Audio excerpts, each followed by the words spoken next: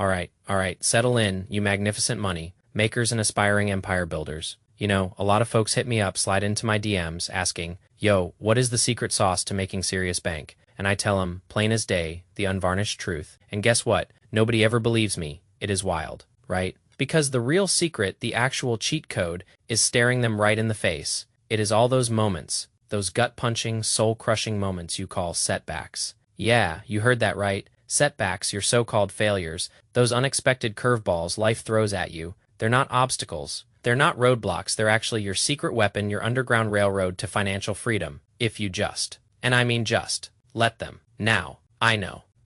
This isn't your typical driving video. My face is up close and personal, no fancy car in the background. This is a whole different vibe, a whole new flavor, but honestly, this is a setback. I'm literally living proof of what I'm about to preach. I'm chilling down in Florida right now, escaped the concrete jungle for a bit, and my first thought, the very first self-defeating, loser thought that popped into my head was, well, damn, can't film driving videos. Guess the car channel's dead in the water. Guess I'm not uploading for a while, too bad. So sad, right? And then it hit me like a ton of bricks, a lightning bolt of pure, unadulterated common sense. What the hell was I thinking? Was I seriously going to let a piece of metal, an old BMW, dictate whether or not I create content, whether I show up for you guys on a channel that I built that I have 100% control over? Nah, fam, that ain't my style. Never has been, never will be. I mean, come on, I could literally pick up my phone right now and record this. The very camera I'm using. This DJI Action 4. It is the same damn camera I use for all the car videos.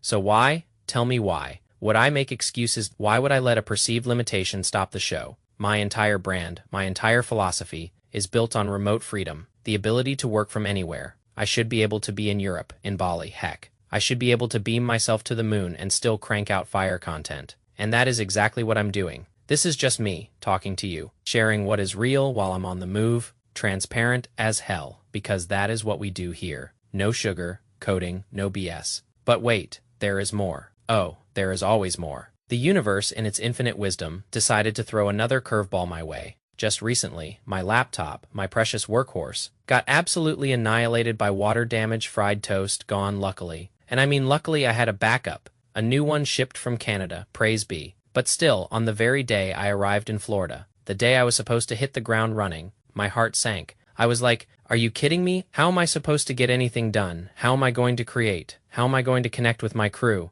I was freaking out, rightfully so, in that moment. But then, I chilled. I took a deep breath, because what else could I do? I took it to a specialist, and he looked at me, gave me that solemn, almost pitying look, and said, dude, this thing is completely fried. And that, my friends, that moment right there, that is what sparked this whole damn video, because setbacks. They're not just inevitable, they're essential. I'm telling you, as I get older, I want more setbacks. And it is not because I'm a masochist. It is because I've seen the magic they weave. Think of it this way. Setbacks are like a pressure cooker for your skills. The more you encounter, the faster you're forced to adapt, to learn, to grow. They push you out of your cozy little comfort zone, out of your bubble, into the real world, where things don't always go according to plan. Whether you're a billionaire or flat broke, problems are going to come knocking. It is not if they happen, it is how you handle them. Sure, the velocity and size of those problems might differ. A billionaire's problem might be a multi-million-dollar acquisition, while for some, it is making rent. But the fundamental truth remains, your reaction determines your trajectory. Setbacks force you to learn in weeks what years of smooth sailing might never teach you. They accelerate your growth, your problem-solving abilities. It could be a money issue, a client leaving, something completely out of your control. But when you fix it, when you overcome it, you gain invaluable knowledge. I remember having clients churn, and it sucked. It always sucks. But because we navigated those rough waters when we had 5 clients, we built the systems, the resilience, the understanding to handle it when we had 25. Imagine trying to figure that out with 25 clients on the line. Disaster, pure unadulterated chaos. So yeah, in the moment, they absolutely suck. Some problems, let's be real, are just pure garbage. Nothing to gain from them. But I'd argue, confidently, that 80 to 90% of what you perceive as problems in your life are actually helping you, molding you, shaping you into a better version of yourself, as a person, as an entrepreneur, as a human being. One of the biggest takeaways from all this, it is skill compression. Setbacks force you to become smarter, more resourceful. You have to learn, you have to adapt, you have to figure out that software, how to invoice a customer, how to use Zapier. All these things I had to figure out when I first started my business. And then later, when I started this YouTube game, how to edit, how to craft those irresistible, click-worthy titles that grab the attention of our dopamine, fried brains. It is all part of the game, right? And when you're faced with a setback, it is like, oh my God, another software to learn, another skill to master. But dude, these are good learnings. These are additions to your arsenal, your toolbox of skills. They make you more agile, more capable, more valuable. So, here's a radical idea. I challenge you, I dare you, to actually hope for more setbacks, not catastrophic ones, but one or two moving problems a week, challenges that you can slice off your chart and say, boom, conquered that, fixed it. I know how to do this now. This laptop situation, it sucked in the moment. Absolutely. But now, I know, never ever carry my water bottle uncapped in my carry-on, or at least keep it separate. It is a small thing, a stupid thing even, but it is a lesson learned, a potential bigger loss averted.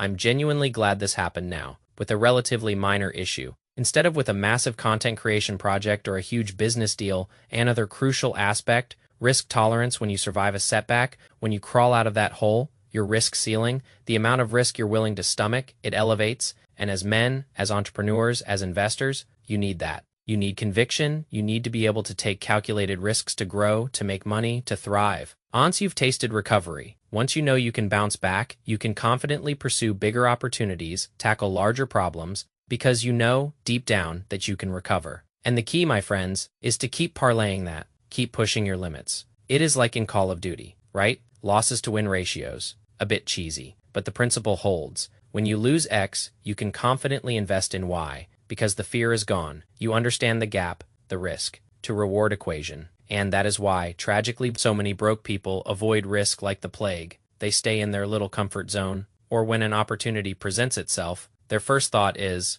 what if it doesn't work out? But I'm here to tell you, dude, what if it does? What if you get past this initial setback, this perceived problem, and the next 5 steps are laid out so clearly, leading you to an extra $3,000 a month, $5,000, $10,000, a killer return on an investment? You know how to do this, wealthy people. They manage their setbacks differently. I've seen it in interviews, witnessed it in my own life, observed it in my closest friends and mentors. They handle adversity with a grace and resilience that is almost intimidating, and I'm still striving to get better at it every single day. This leads me to proof stories. Every setback you overcome, every problem you solve, it becomes a piece of your personal proof, a testament to your capability. You build a bank of your own experiences, your own I did this before moments. And that, my friends, builds unstoppable confidence. We had this exact same issue with another client. Boom. Here is the solution. No wasted time, no frantic brainstorming, just immediate, decisive action. Whether it is a lead flow problem, ad performance issues, undercharging, you have an arsenal of past proofs,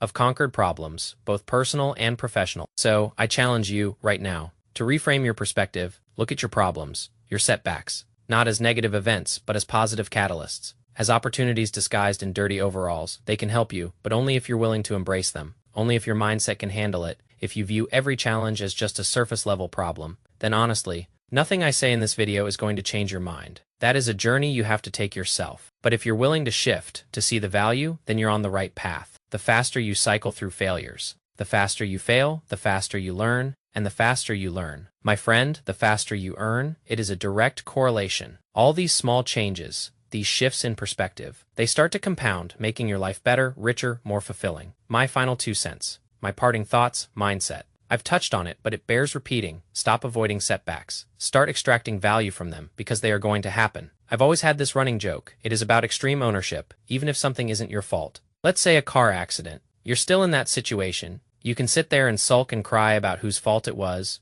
or you can figure out a way to get out of it, to solve the problem, and then deal with the blame game later. Take them to court, sue them, whatever. But first, you get yourself out. You're in it. So you might as well learn to navigate it. It is not costing you money. It is an investment in yourself. So I challenge you again to ask yourself, will I just face setbacks? Or can I monetize them? Can I cash in on my setbacks? And I promise you, you can. Maybe not with my laptop directly. I mean, it cost me 180 Canadian bucks to ship the replacement. But that laptop, it is my moneymaker. I had a couple of consults, a few calls, and it paid for itself 5-6 times over. Could I have just used my phone? Sure, but I would have been way less productive, way less professional. No proper camera, no keyboard, no slide deck. These things are real. So what might seem like a setback on the surface can actually make you rich, but only if you know what to extract from it. And that, my friends, brings me to my question for you. If you've made it this far, what are you currently dealing with in your life that feels like a setback? Big or small? I genuinely want to know. Drop a comment below. I'll jump in and offer some feedback if I can. I can't help everyone, but I'm always willing to take a look and just keep pushing. Dude, I know it is cheesy. And yeah, it sounds a little gay, but the only way out is truly through. You can't stop halfway. You can't turn around. You're already 30–40% of the way there. Why not just keep going? You started for a reason, whether it is a new job, a business, content creation, whatever it is, see it out, see it through, and if you need to pivot, if you need to park for a bit, then so be it. But be honest with yourself, give it the time it needs, and keep pushing. I know this was a little scattered, a little all over the place, but hey, that is just how we roll here. As always, if you made it this far, I want to see you winning. If you're interested in starting a freelance or agency business, hit that link below. I'm helping a ton of guys scale to their first few grand a month online. Already helped 2 people quit their jobs. It is exciting. We're scaling big time. Go crush today.